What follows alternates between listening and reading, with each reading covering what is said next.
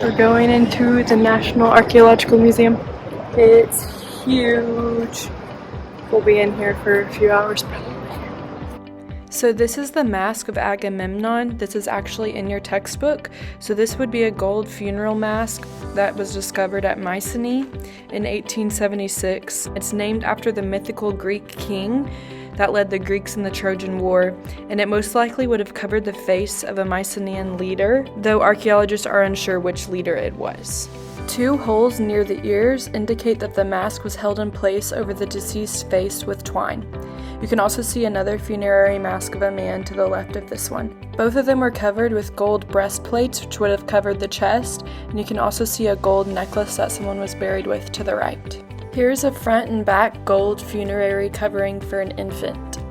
These weapons are found from a grave in Mycenae, which was in the 16th century BC.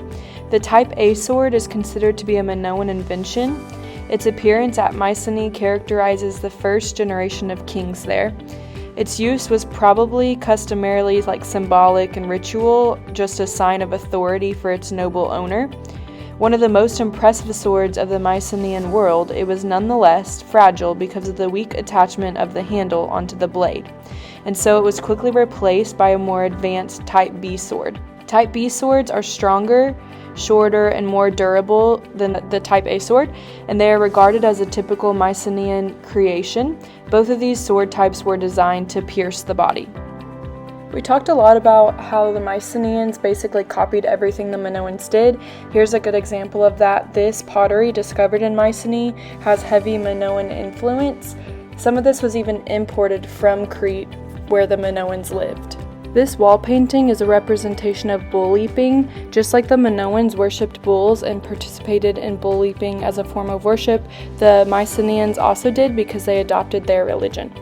So this painting is showing an acrobat leaping over a bull while holding onto its horns. These are Linear B clay tablets. Linear B is the writing system that the Mycenaeans used. Unlike Linear A that the Minoans used, we've actually learned how to read Linear B. Two men cracked the code in 1952 and discovered that Linear B is actually an early form of Greek. Linear B is a syllabic script, which means that each symbol represents a certain syllable. It consists of approximately 90 syllabic signs, ideograms, which would be each picture represents a concept, and numerals. The palace kept these inscribed clay tablets, which were administrative documents such as lists, inventories, and tax forms, and I will show you what particular clay tablets say here in a minute. These documents help provide really important information on their society, like their social classes, what they traded and who they traded with, and the production and manufacture of goods. This clay tablet documents the crew of a ship. It contains a list of soldiers and a list of 30 rowers. This clay tablet is an inventory of shepherds and their herds. The clay tablets on the top row record aromatic herbs such as cumin, coriander, fennel, sesame, and saffron associated with the names of the male workers. This one contains an order made by a young woman. She ordered a quantity of her wool to be treated for coloring. This clay tablet records a quantity of oil. These were only a few of the artifacts they had from Mycenae. I'll be showing you a lot more artifacts from this museum as we continue to learn about Greece.